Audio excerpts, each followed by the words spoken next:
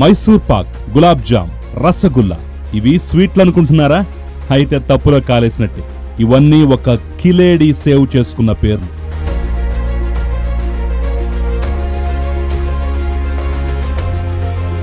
ఈమెకు రాజకీయ నాయకుని అండ ఉంది.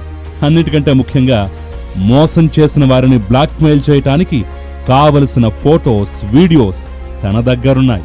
ఇక తిరుగులేదనుకుంది. కానీ సినిమా క్లైమాక్స్ లో సీన్ రివర్స్ అయి ఊచ లెక్కబెడుతోంది. కర్ణాటకకు చెందిన శ్వేతా గౌడ ధనవంతుల్ని టార్గెట్ చేసుకుని తన అందం, మాటలతో వ్యాపారస్తులు, ధనవంతులను మాయలో వేసుకుంది. టార్గెట్ చేస్తూ డబ్బు మూటగట్టుకుంది. మాజీ మంత్రి వర్తూరు ప్రకాష్తో తనకున్న పరిచయాన్ని తెలివిగా ఉపయోగించుకుంటూ దర్జాగా మోసాలకు పాల్పడుతున్న కిలాడీ మోసాలు పోలీసుల విచారణలో వెలుగులోకొస్తున్నాయి.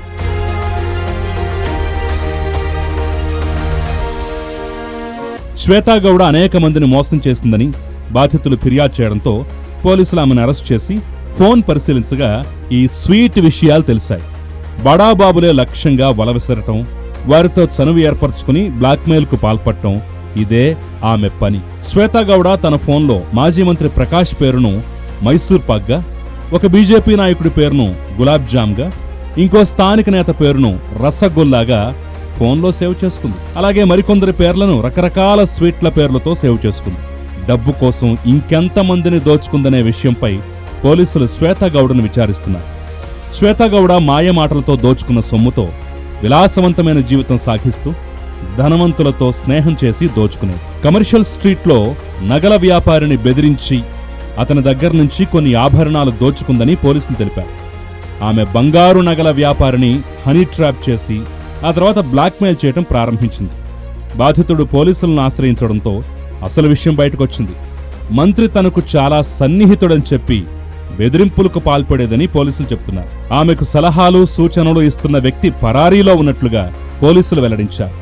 టెక్నాలజీ వినియోగిస్తూ ఫేస్బుక్ పరిచయాలతో ఎక్కువ మందిని వలలో వేసుకున్నట్టు పోలీసులు గుర్తించారు. చిత్రదుర్గకు చెందిన రేణుకాస్వామి హత్య కేసులో నిందితురాలు పవిత్ర గౌడతో శ్వేతకు స్నేహం ఉందని విచారణలో తేలినట్టుగా పోలీసులు తెలిపారు. పవిత్ర గౌడ ఆమె వ్యక్తిగత కార్యదర్శి వినయ్తో కొన్నేళ్లుగా ఈమెకు సన్నిహిత సంబంధాలున్నాయని దర్యాప్తులో తేలింది. పవిత్ర గౌడ జైల్లో ఉన్నప్పుడు శ్వేతాగౌడ కలిసి కొన్ని విషయాలు చర్చించినట్టుగా పోలీసులు తెలిపారు. సమాజంలో ఇటువంటి మోసాలపై ప్రజలు అప్రమత్తంగా ఉండాలని, దురాశకు పోయి జీవితాలు నాశనం చేసుకోవద్దని పోలీసులు విజ్ఞప్తి చేస్తున్నారు.